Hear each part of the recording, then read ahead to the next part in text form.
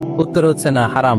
কিন্তু একজন যদি বলে হুজুর আমি তৃষ্ণায় গলা ফেটে যায়, 3 দিন ধরে এক ফোঁটা পানি গলা দিয়ে পড়ে নাই, মরুভূমির মাঝখানে দেখলাম এক বোতল লেখা অ্যালকোহল মদ, খাওয়া যাবে? তখন উত্তর হচ্ছে যাবে। যতটুকু খাইলে আপনার জান বেঁচে যাবে, সুযোগ পেয়ে গটগট করে পুরোটা খাইতে পারবেন না, ঠিক কিনা? এই জন্য বিষ্ণু ইসলাম দোয়া করতেন, আল্লাহুম্মা কফিনি বিহালালিকা আন হারামিক ওয়া আগনিনি বিফাদলিকা আম্মান সিওয়াক। আজকের আলোচনার বিষয় হালাল এবং হারাম। আলোচনার বিষয় হালাল এবং হারাম, দুই রাস্তা। হালাল চলে গেছে এইদিকে, হারাম গেছে এইদিকে। আমরা যাব কোন দিকে? ডান দিকে। হালাল খুব বরকতময়, হালালে বরকত বেশি, হারামে বরকত নাই। বিশ্বাস করেন? 1 কোটি টাকা ইনকাম মাসে। কয় কোটি? এরকম লোক আছে না কসবাই? বাংলাদেশে আছে না? 1 কোটি টাকা ইনকাম, কোটি টাকা ইনকাম তার। কিন্তু বছরে কোটি কোটি টাকা তার ইনকাম, 1 মাসে ইনকাম 1 কোটি টাকা। কিন্তু দেখা যায় মাসে একটা হসপিটাল বিল পরিশোধ করতে তার চলে যায় 50 লাখ টাকা। আছে না নাই? ওয়াইফের ক্যান্সার, যার নেই কোনো অ্যান্সার। ছেলে ইয়াবা খায়, ওরে দেয়া লাগে 20 লাখ। বাড়ি ভাড়া, খাওয়া দাওয়া ইত্যাদি খরচ শেষে দেখা যায় মাস শেষে আরো 20 লাখ ঋণের মধ্যে পড়ে আছে না নাই? কিন্তু মাসে ইনকাম ছিল কত? 1 কোটি। কিন্তু মাস শেষে দেখা যায় 20 লক্ষ টাকা ঋণের বোঝায় চাপা পড়ে আছে। আর রিক্সাওয়ালা, ওর বেতন নাই, যা পারে ইনকাম করে প্রতিদিন। মাসে অন এন এভারেজ তার ইনকাম 5,000। কয় হাজার? 1,000 চলে যায় ওর যে ছুপড়ির বেড়া, ওই বাড়ির ভাড়া দিতে। 1,000 চলে যায় ওর খাওয়া, 1,000 চলে যায় চিকিৎসা, 1,000 চলে যায় ছেলেমেয়েদের পড়াশোনা, আনুষঙ্গিক আরো 500, মাস শেষে আরো থেকে যায় 500। 1 কোটি টাকা ইনকাম করেও 20 লক্ষ টাকা ঋণের বোঝায় চাপা পড়ে আছে। আর 5,000 টাকা ইনকাম, মাস শেষে কত থাকে? 500। কারণ ওর পুরো ইনকামটাই হালাল। ওর পুরো ইনকামটা কি? আর হালালে বরকত ঢুকায় দিছে কে? হারামে কোনো বরকত আছে? আওয়াজ করে বলেন তো, গরু খাওয়া হালাল না হারাম? কুকুর খাওয়া? কুরবানিতে কি জবাই হয়? সুন্নতে খাতনার অনুষ্ঠানে, বিয়ের অনুষ্ঠানে, প্রতিদিন কসাইয়ের দোকানে, কোথাও কুকুর জবাই হয়? গরু বা গাভী বছরে বাচ্চা দেয় কয়টা? একটা। আর কুকুর দেয় কয়টা? 7টা, 10টা, 11টা। জন্ম নিয়ন্ত্রণ নাই তো, দেদারসে দিচ্ছে, ফ্যামিলি প্ল্যানিং নাই তো। দেখেন, গরু বাচ্চা দিল কম, কুকুর বাচ্চা দিল বেশি। গরু জবাই হয় বেশি, কুকুর জবাই হয় না। গরু আমরা খাই বেশি, কুকুর খাই না। তারপরেও কসবায় গরু বেশি না কুকুর বেশি? আওয়াজ করে বলতে হবে, গরু না কুকুর? কারণ গরু খাওয়া হালাল, আর হালালে বরকত ঢুকায় দিছে কে? এজন্য দ্য ডিসিশন ইজ ইয়োরস। সিদ্ধান্ত আপনার। কই যাবেন, ডানে না বায়ে? হালালের সাথে না হারামের সাথে? হালালটা হচ্ছে পরিবেশ বান্ধব। হালালটা কি? Eco friendly. এটা পরিবেশ বান্ধব, এটা স্বাস্থ্যকর, এটা রুচিসম্মত, এটার মধ্যে কোনো ঝামেলা নাই, এটাতে কোনো ভেজাল নাই। হালালে থাকলেই লাভ, যদিও অল্প। সুবহানাল্লাহ পড়েন। এজন্য রাব্বুল আলামিন বলেন, ইয়া আইয়ুহান নাসু কুলু মিম্মা ফিল আরদি হালালান তাইয়্যিবা ওয়া লা তাত্তাবিউ খুতুওয়াতিশ শাইতান ইন্নাহু লাকুম আদুউম মুবিন। ও মানুষেরা, শোনো শোনো, এই জমিনের ভেতরে যেটাকে আমি হালাল করেছি, যেটাকে আমি পবিত্র করেছি, ওইটা খাও, ওইটা গ্রহণ করো। হারাম খেও না, হারাম অর্জন করো না, হারামের কাছেও যেও না। শয়তানের পদাঙ্ক অনুসরণ করো না। জেনে রেখো, শয়তান হলো তোমাদের প্রকাশ্য দুশমন। ঠিক কিনা? আদুউম মুবিন। শয়তান আমাদের প্রকাশ্য দুশমন। সে হারামকে আমাদের কাছে চাকচিক্যময় করে তোলে। সে বুঝাতে চায় হারামের মধ্যে আরাম। আসলে হারামে আরাম আছে, হালালের মধ্যে বরকত। এজন্য আমরা সবসময় হালাল অবলম্বন করবো। রাজি আছেন তো? কিন্তু আমরা যদি আমাদেরকে প্রশ্ন করি, আমাদের ব্যবসায়, আমাদের চাকরিতে, আমাদের লাইফ লিডিং সিস্টেমে আমরা কি শুধু হালাল খাই? হালালও খাই, সুযোগ পাইলে একটু যদি পাই অমনি ধরে ঘাপুস ঘুপুস। সুযোগ পাইলেই কি ঘাপুস ঘুপুস করা যাবে না। অনেকে আবার আছে দেখবেন, খাওয়ার ক্ষেত্রে হালাল খোঁজে। খাওয়ার ক্ষেত্রে আমি অনেক লোক দেখেছি। থাইল্যান্ডে আমি গেলাম, দেখি যে তার ব্যাপারে জানি যে সরকারি চাকরি করে, লক্ষ লক্ষ টাকা 2 হাতে কামায়। এমনি গাছেরটাও খায়, তলারটাও কুড়ায়। আছে না নাই? তো ইচ্ছে মতো ডানে বাই ইনকাম করে, হালাল হারাম দুইটাই খায়। কিন্তু থাইল্যান্ডে যে হালাল খাবার খুঁজতেছে, কি খুঁজতেছে? ওখানে যে জিজ্ঞেস করে যে এই দোকানে কি পর্ক আছে, পর্ক থাকলে খাবো না। পর্ক মানে হচ্ছে শুকরের চর্বি। শুকরের গোশত বা চর্বি মিশানো কোনো খাবার উনি খাবে না, কারণ এটা হারাম। আর গুড় যে খায় এটা খুব হালাল। এরকম ডাকাইত আছে না নাই? তাহলে আমাদের মুসলমানদের সবচেয়ে বড় সমস্যা হচ্ছে আমরা খাওয়ার ক্ষেত্রে হালাল খুঁজি, কিন্তু ইনকামের ক্ষেত্রে ওই জিনিসটা খুঁজি না। এরকম আছে না নাই? না, ইউর ফুড শুড বি হালাল, ইউর ড্রিঙ্কস শুড বি হালাল, ইউর ইনকাম শুড বি হালাল, your dress up, your fashion should be হালাল, and your entertainment should be হালাল। আপনার পোশাক হতে হবে হালাল, আপনার খাদ্য হতে হবে হালাল, আপনার উপার্জন হতে হবে হালাল, আপনি যে বিনোদন করছেন এই বিনোদনটাও হতে হবে হালাল। চিল্লায় বলেন ঠিক কিনা? হালাল বিনোদন লাগবে, হালাল ড্রেস আপ লাগবে। ছেলেরা কি স্বর্ণ পড়তে পারবে? ছেলেরা কি সিল্কের জামা পড়তে পারবে? আমরা সিল্কের জামা পরি না, এটা আমাদের জন্য হারাম করেছে কে? ছেলেরা জুয়েলারি পড়তে পারবে? গলায় চেন পড়তে পারবে? হাতে ব্রেসলেট দিতে পারবে? আছে না নাই? এখানেও অনেকের আছে না নাই? দেয়া যাবে? অনেক ছেলে দেখবেন আবার কানের মধ্যে ছিদ্র করে। কসবাই মাশাআল্লাহ এগুলা নাই। আমি বাঁচায় দেওয়ার জন্য কইলাম নাই, আবার ওরা কয় আছে। আছে আছে না, এগুলো করা যাবে? দাড়িতে চুলে কালো রং দেয়া যাবে? এটা ধোঁকাবাজি। এটা কি? মান গাশশানা ফালাইসা মিন্না। আল্লাহর হাবিব সাল্লাল্লাহু আলাইহি ওয়াসাল্লাম বললেন, the person who deceives us he is not among আস। যে আমাদেরকে ধোঁকা দেয় সে কখনো আমার উম্মত হতে পারে। মদিনার খেজুরের বাজার ভিজিট করতে গেলেন আল্লাহর হাবিব সাল্লাল্লাহু আলাইহি ওয়াসাল্লাম, অডিট করতে গেলেন। যে খেজুরের স্তূপের ভেতরে আল্লাহর হাবিব সাল্লাল্লাহু আলাইহি ওয়াসাল্লাম হাত ঢুকায় দিয়ে দেখলেন ভিতরে পানি, উপরে শুকনা খেজুর, ভিতরে ভিজা খেজুর। আল্লাহর হাবিব সাল্লাল্লাহু আলাইহি ওয়াসাল্লাম বললেন, ঘটনা কি? ভিজা কেন? ব্যবসায়ী বলতেছে বৃষ্টি হয়েছিল। কি হয়েছিল? তো বৃষ্টি হইলে তো তার নমুনা সব জায়গায় থাকবে। তখন আল্লাহর হাবিব সাল্লাল্লাহু আলাইহি ওয়াসাল্লাম দাঁড়িয়ে বলেছিলেন, খবরদার, মান গাশশানা ফালাইসা মিন্না। যে আমাদেরকে ধোঁকা দেয় সে আমাদের দলভুক্ত হতে পারে না। এজন্য আমরা যেন কাউরে ধোঁকা না দেই, আমরা যেন হারামের সাথে সম্পর্ক জুড়ে না দেই। আমাদের সম্পর্ক হবে হালালের সাথে। চিল্লায় বলতে হবে কিসের সাথে? আজকের মাহফিলটা তখনই সার্থক হবে যখন এই কথাগুলো শুনে আমরা এই সিদ্ধান্তে উপনীত হতে পারবো যে আমার ফুড, আমার ড্রিঙ্কস, আমার ইনকাম, আমার ড্রেস আপ, আমার এন্টারটেইনমেন্ট, আমার সবকিছু হালাল দিয়ে আমি সাজাবো। আমার জীবনটাকে আমি হালাল দিয়ে সাজাবো। রাজি আছি না নাই? সব হালাল হইতো। নারীদের ফ্যাশন, অনেক নারীরা ফ্যাশন সচেতন। খবরদার, নারীরা টাইট ফিটিং পোশাক পরতে পারবে না। পারবে? পাতলা পোশাক পরতে পারবে না। তারা নিজেদেরকে আবৃত করে রাখতে হবে। টাইট ফিটিং পোশাক পরতে পারবে না, অন্য ধর্মের পোশাক পরতে পারবে না, পর চুলা লাগাতে পারবে না। এই ফোর কর্নার্স, এই বর্ডার গুলো মেনে নারী যে কোনো ধরনের ফ্যাশন নিতে পারে। এই ফ্যাশন গুলোকে বৈধ করেছে কে? এজন্য রাব্বুল আলামিন বলেন, ইয়া আইয়ুহান নাসু কুলু মিম্মা ফিল আরদি হালালান তাইয়্যিবা ওয়া লা তাত্তাবিউ খুতুওয়াতিশ শাইতান ইন্নাহু লাকুম আদুউম মুবিন। সুবহানাল্লাহ পড়ে। ওহে মানুষেরা, এই জমিনে যেটা পবিত্র আর হালাল বলে আমি ঘোষণা দিয়েছি সেটা খাও, কারণ সেটাতেই বরকত। আর শয়তানের পদাঙ্ক অনুসরণ করো না, কারণ শয়তান তোমাদের প্রকাশ্য শত্রু। কথাটা বলেছেন কে? তাহলে আমরা হালালের পক্ষে না বিপক্ষে? এই আপনাদের গলার আওয়াজ। হালালের পক্ষে না বিপক্ষে? হারামের পক্ষে না বিপক্ষে? আমরা আমাদের জীবনটা হালাল দিয়ে সাজাতে চাই কি চাই না? কারণ হালালে বরকত ঢুকায় দিছে কে? কিভাবে আপনার জীবনের প্রতিটি অঙ্গনকে হালাল দিয়ে সাজাবেন? কিভাবে এই হারাম থেকে বেঁচে থাকবেন? এর কিছু মূলনীতি আছে, some principals, you have to follow it. এই প্রিন্সিপাল গুলো যদি খেয়াল করেন তাহলে হালাল দিয়ে জীবন সাজানো সহজ। আর এই প্রিন্সিপালে, মূলনীতিতে যদি ভেজাল লাগাই দেন তাহলে সব জায়গায় ভেজাল আছে না নাই? আজকে এই চমৎকার দুপুরে আমরা হালাল হারামের মূলনীতির ব্যাপারে কয়েকটি কথা শুনে বিদায় নিব ইনশাআল্লাহ। পরে হালাল এবং হারামের প্রথম মূলনীতি হচ্ছে আল আসলু ফিল আশিয়াই আল ইবাহা। মূলত সব কিছু পৃথিবীতে যা দেখি, যা পাওয়া যায়, খাবার দাবার যাই হোক না কেন, মৌলিকভাবে সবকিছু হালাল। যুবক ছেলেরা বুঝে যাও, কান দুটো খরগোশের কানের মতো খাড়া কর। আমি সহজ করে বুঝাবার চেষ্টা করব, যদিও সহজ করে বুঝানো সহজ না।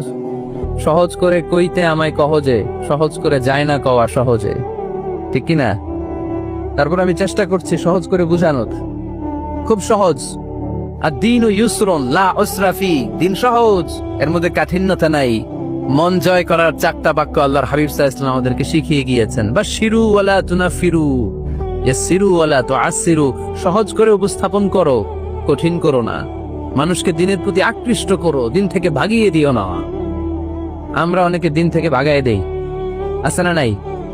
এক ছেলে হিন্দু হইছে, হিন্দু থেকে মুসলমান হইছে, আগে ছিল হিন্দু, এখন দেখে এই ছেলেরে কি সুন্নি মুসলমান বানাবে, না ওয়াহাবি বানাবে, না আহলে হাদিস বানাবে, না হানাফি বানাবে, এ নিয়ে কিলাকিলি, আছে না নাই? কি বিপদ! সে আগে হিন্দু আসছিলাম, এটাই তো ভালো আসছিলাম। মুসলমান হওয়ার পরে এর ভয় দেখানো শুরু করছে, এই খবরদার, নামাজ রোজা যাকাত হজ সব লাগবে, হারাম খাওয়া যাবে না, এটা নাই ইসলাম, এটা নাই, ওইটা নাই, ওইটা নাই, হিন্দু কইতেলে আমিও নাই, এরকম হয় না?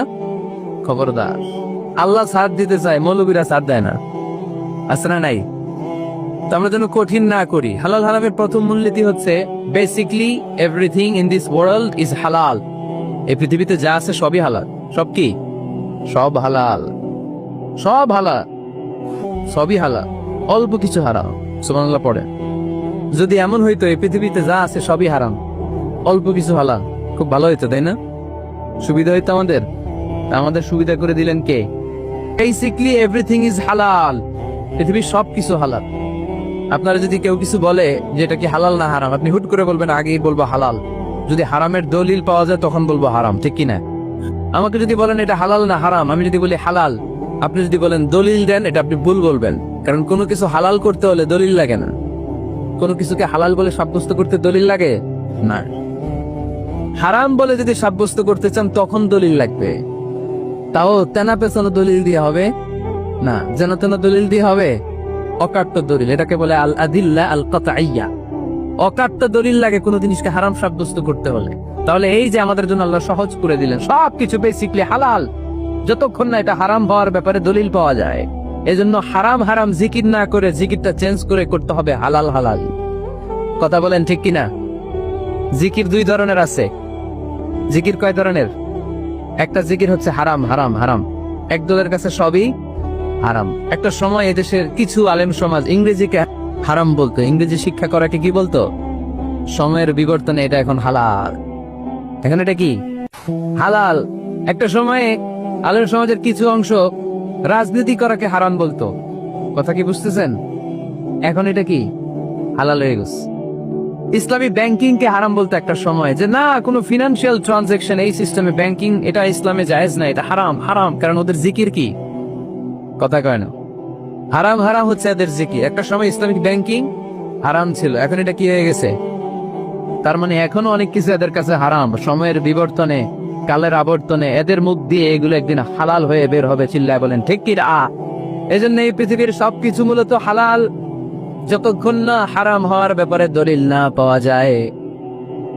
হারাম করতে হলে দলিল লাগে, হালাল বানানোর জন্য দলিল লাগে না। আবার যেন তেন কোনো দলিল দিয়ে, ঠুনকো কোনো দলিল দিয়ে কোনো জিনিসকে হারাম করা যায় না। হারাম করতে হলে অকাট্য দলিলের প্রয়োজন হয়। কথা বুঝতে পেরেছেন? প্রথম মূলনীতি ক্লিয়ার সবার কাছে? আল্লাহর হাবিব সাল্লাল্লাহু আলাইহি ওয়াসাল্লাম বলতেন, হালাকাল মুতানাত্তিউন, যারা মুতানাত্তিউন তাদের ধ্বংস, তাদের উপর আল্লাহ লানাত। সাহাবারা বললেন, ইয়া রাসূলুল্লাহ, ইয়া হাবিবাল্লাহ, মান হুমুল মুতানাত্তিউন? মুতানাত্তিউন কারা, যাদের উপর আপনি লানত দিলেন, যাদের ধ্বংসের কথা বললেন? বিশ্বনবী বললেন, আল্লাহর দেয়া হালাল বিষয়কে যারা সমাজের মধ্যে হারাম বলে প্রচার করে, তারাই হলো সমাজের মুতানাত্তিউন। নাউজুবিল্লাহ পড়ুন। قل من حرم زينة الله التي أخرج لعباده والطيبات من الرزق। এজন্য আল্লাহ ডেকে বললেন, খবরদার, কে আছে সমাজের মধ্যে আমার দেয়া হালাল সাজসজ্জাগুলোকে, পবিত্র জিনিসগুলোকে হারাম বলে ফতুয়া তুলে, তাদের উপর আমার লানত। খবরদার, আল্লাহ যেটাকে হালাল বলছে এটাকে হারাম বলার স্পর্ধা দেখাবেন। এটাকে হারাম বলা যাবে? তাহলে প্রথম মূলনীতি কি সবাই বুঝতে পারছেন? বুঝতে পেরেছেন? এই দুনিয়াতে বেসিকলি সবকিছু কি? আওয়াজ করে বলেন। আর হালাল প্রমাণ করতে দলিল লাগে। কি প্রমাণ করতে দলিল লাগে? হারাম। এজন্য আমাদের জিকিরটা একটু চেঞ্জ করে দিবাম। আমরা হারাম হারাম না বলে কি বলবো?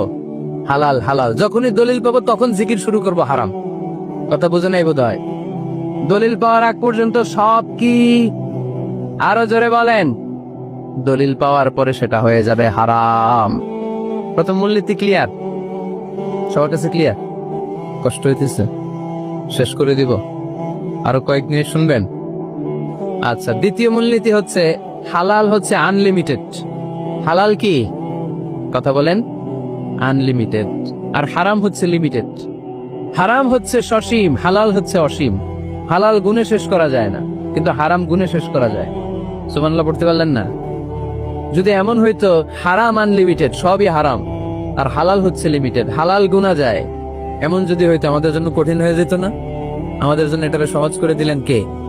দেখেন, কোরআনে যত জায়গায় আল্লাহ হালালের ঘোষণা দিয়েছেন, আল্লাহ ব্যাপকভাবে দিয়েছেন। আল্লাহ বলেছেন উহিল্লা লাকুম বাহিমাতুল আনআম, এই পৃথিবীতে যত গবাদি পশু আছে সব খাওয়া হালাল, ইল্লা মা ইউতলা আলাইকুম, তবে হাতে গোনা অল্প কয়েকটা ছাড়া, যেগুলো এখনই তোমাদেরকে তেলাওয়াত করে শোনানো হবে। পড়েন সুবহানাল্লাহ। আবার আল্লাহ বললেন উহিল্লা লাকুম সাইদুল বাহরি ওয়া তাআমু, সাগরের মধ্যে যত প্রাণী পাওয়া যায়, মাছ পাওয়া যায়, কাঁকড়া পাওয়া যায়, সব খাওয়াকে হালাল করে দিলেন কে? সাগরে যত ধরনের প্রাণী আছে, কাঁকড়া বলেন, তিমি বলেন, যা বলেন, সব হালাল, হাতে কোনো অল্প কয়েকটা ছাড়া। সুবহানাল্লাহ পড়েন। তার মানে যখনই আল্লাহ তাআলা হালালের ঘোষণা দেন, আল্লাহ তাআলা এটাকে ব্যাপকভাবে ঘোষণা দেন। আর যখনই আল্লাহ হারামের ঘোষণা দেন কোরআনের ভেতরে, তখন আল্লাহ গুনে গুনে দেন। কিভাবে দেন? হুররিমাত আলাইকুমুল মাইতাতু ওয়াদ-দামু ওয়া লাহমুল খিনজির ওয়া মা উহিল্লা লিগাইরিল্লাহি বিহি ওয়াল মুনখানিকাতু ওয়াল মাওখুযাতু ওয়াল মুতারাদ্দিয়াতু ওয়ান নাতিহা, গুনে গুনে দিয়েছেন। সুবহানাল্লাহ পড়েন। যখন আল্লাহ বললেন হালাল, তখন বললেন চার পাওয়ালা যত জন্তু আছে হালাল, অল্প কয়েকটা ছাড়া। যখন ঘোষণা দিলেন হালালের, আল্লাহ বললেন সাগরের ভেতরে যত প্রাণী পাওয়া যায় সব খাওয়া হালাল, অল্প কয়েকটা ছাড়া।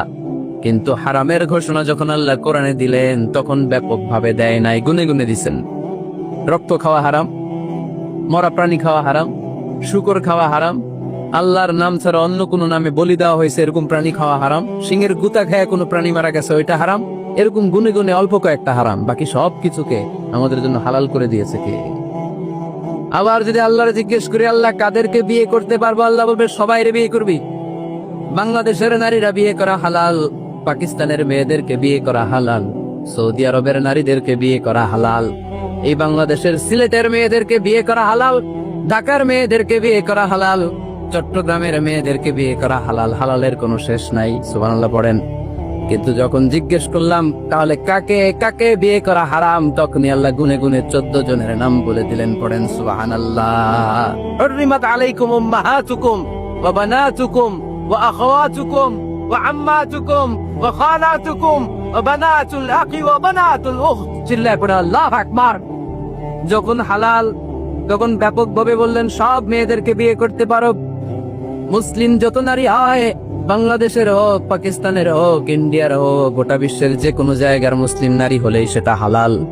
কিন্তু হারাম কোনটা যখন জিজ্ঞেস করলাম, গুনে গুনে বললেন মাকে বিয়ে করা হারাম, নিজের কন্যাকে বিয়ে করা হারাম, বোনকে বিয়ে করা হারাম, ফুফিকে বিয়ে করা হারাম, খালাকে বিয়ে করা হারাম, ভাতিজিকে বিয়ে করা হারাম, নিজের ভাগ্নিকে বিয়ে করা হারাম।